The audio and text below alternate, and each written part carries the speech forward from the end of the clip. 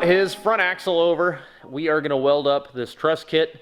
It's going to be for a, is it 2001 XJ? Yep. 2001 Jeep Cherokee. It's going to be a pretty sweet build. I'm very excited to help him out on this because he needs it. Yes. Let's do this. If you've never done one of these Artec Truss kits before, they're very simple. You just follow the instructions, just one step at a time, and go through and do what makes sense, really. I mean, these brackets and stuff really only fit together one way, and they're made to make it to where you don't have to do really long continuous welds and worry about warping the axle. And we're going to cover some of those little tips and tricks along the way. One step that we are not going to video is we already cut and ground all the old bracketry off of this. So this side needs to be bare. And then this side, you actually cut 2 inches off of this housing because this just kind of extended over. So you cut a line 2 inches over all the way around, and then you cut chunks, then you break it off, and you're ready to go. So we kind of cleaned this up a little bit, at least as much as necessary, and now we're ready to get started. The first couple steps show you to basically place part A into part B into part C and whatever, and we're assembling this upper portion first. So now we're going to set it on the axle and get it leveled out. Oh boy, it's actually kind of heavy. Bam! Haha! Gotcha. So as you can see, it's got these little slots and everything that are like pre-cut into it to make sure that it's kind of foolproof-ish on how to assemble this stuff, which is nice. And also, the way they engineer these is to make it to where it kind of fits one way to where you can't really rotate the axle a whole lot. You have a little bit of movement front to back, but not a whole lot. And some of it doesn't make sense. You can move this all the way back, but now you can't access this, so it's kind of obvious that it's not engineered to fit that way. So you move it all the way forward, and it's kind of the same deal. We just kind of center it in there. Again, we're gonna have adjustable suspension, so we know that we're gonna have some wiggle room as to where this stuff ends up. Now that we have this top part centered on here where we want it, we're just gonna go through and tack weld a bunch of it to the axle just to make sure it doesn't go anywhere on us. This is kind of an important tip. When you're welding stuff like this, don't ground it through ball joints. Don't ground it like if you're welding on your vehicle. Don't ground onto your frame and weld on the axle because you're going to be grounding through your shocks. Just make sure you're not grounding through ball joints, grounding through shocks, anything like that.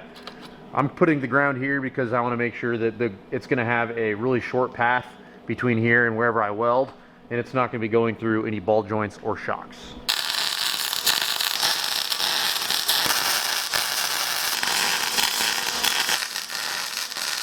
We're going to take these lower coil buckets and we're going to place them onto the axle.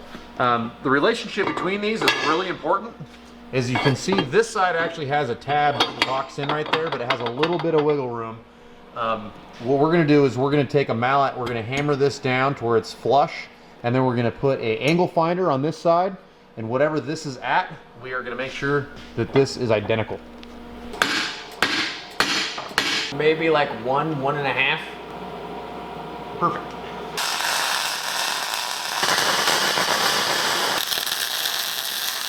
So the next step is we are going to take these two pieces, you put them together, and this is going to retain the lower part of the coil. So the coil is going to go over this, and this will make it to where when it gets loose, the coil doesn't just hop up and out of the lower bucket. So you place them together like that, and then you center them where you can see where the coil is going to end up down here, and it's that easy. So I'm going to set these up here. I'm going to kind of tack them together on top so they don't move around on me, and then I'll tack them on bottom where I think is centered in the coil bucket.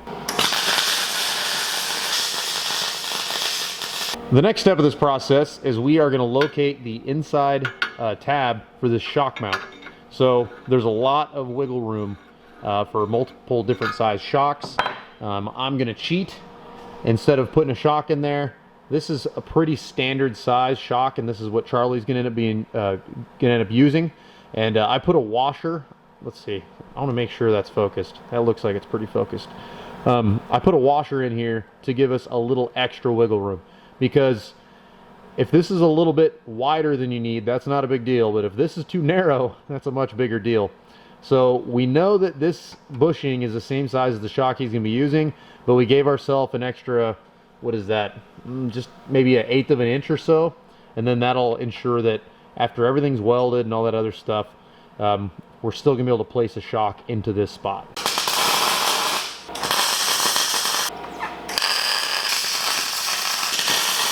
The next bracket to contend with is this front track bar bracket. What I did here is I set up the two pieces. I decided that it would be easier to do this off the axle, and I basically just measured to make sure that it was true all the way through.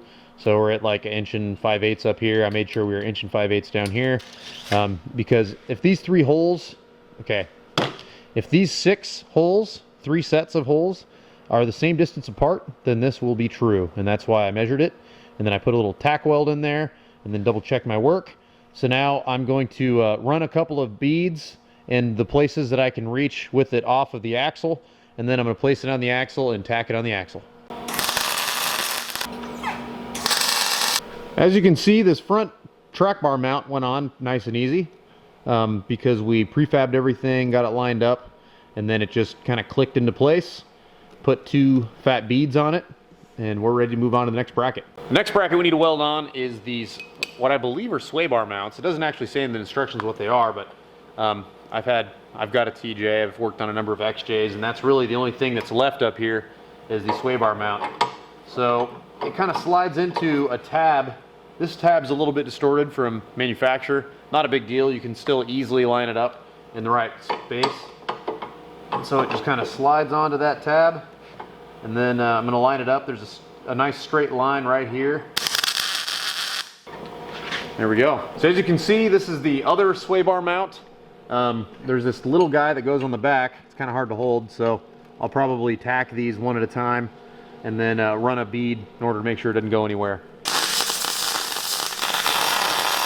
I have mixed feelings on these upper control arm brackets, and I'll tell you why.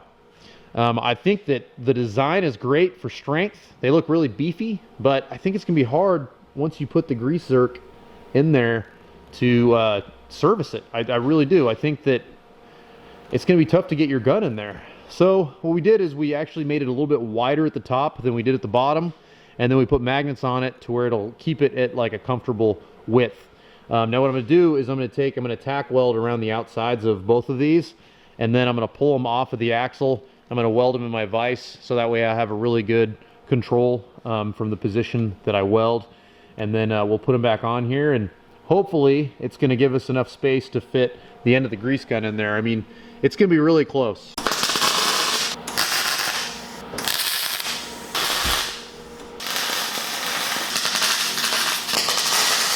So if you're familiar with the instructions of this kit, you will notice we have deviated from the plan a little bit, and there's a couple reasons for that.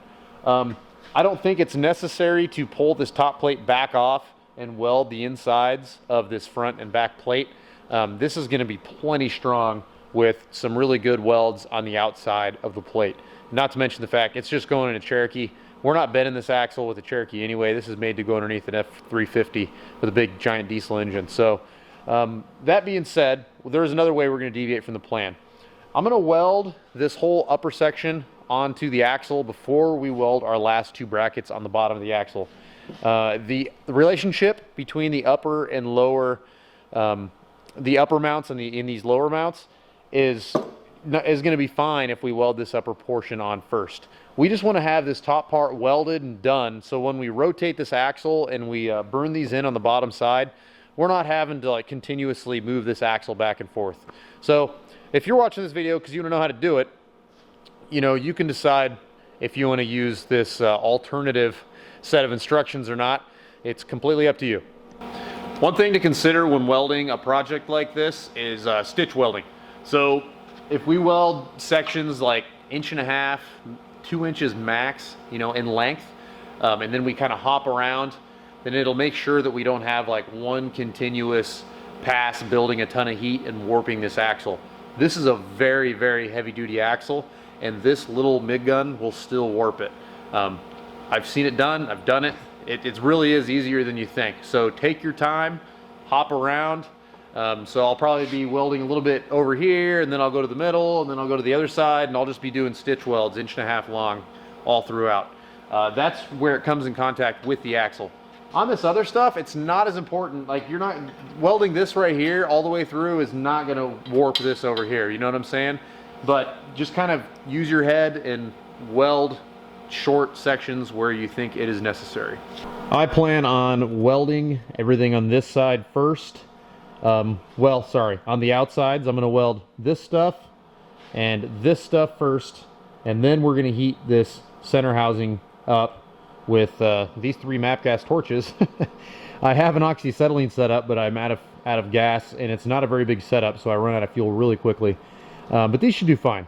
If you look, I've got one of these fancy ones. It's got a double tip, so I think we'll be able to heat this up just fine. I do have a infrared thermometer we're going to continuously check it at, and we're going to heat this up to 400 degrees, and then we can weld around the cast.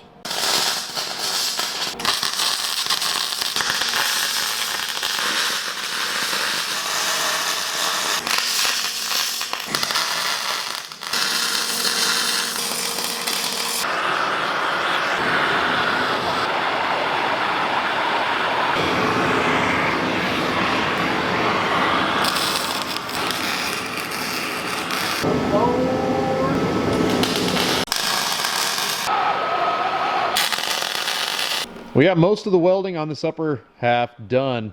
I was saving this one for the very last because I had a feeling that as we welded stuff along the way and then welded this cast, that this would move up and down, and we could see it.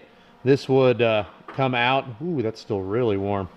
This would come out and then come down depending on what we were welding, so I'm glad that we decided to save this last piece for the last weld up here.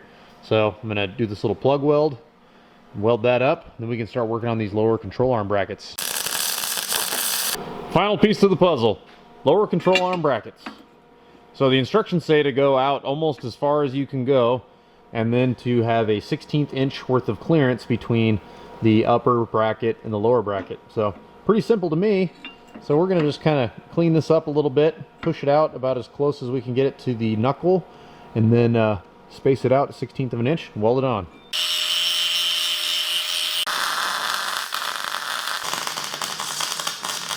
So now we're going to flip this axle upside down so I can weld the underside of that top part of that truss.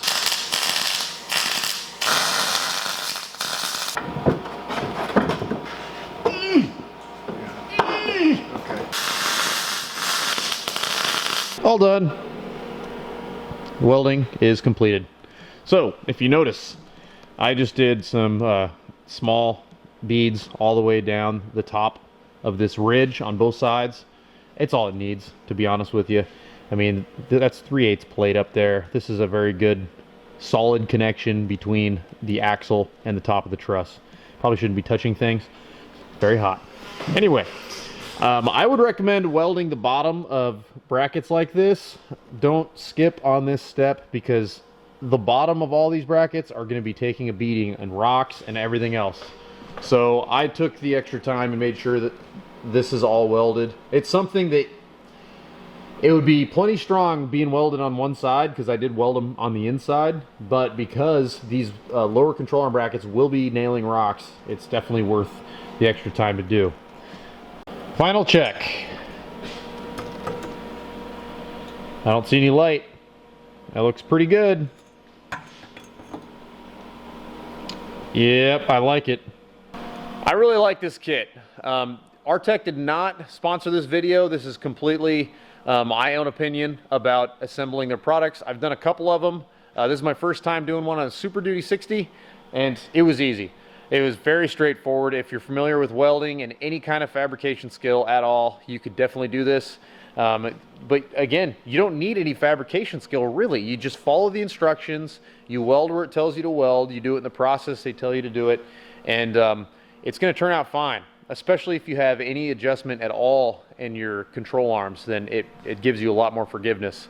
So if you learned something in this video, you want to see more content like this, make sure you like the video, subscribe to our channel, support us on Patreon if you can, and if you want to follow me on Instagram, I'm at BleepinJeepNate. We'll see you next time.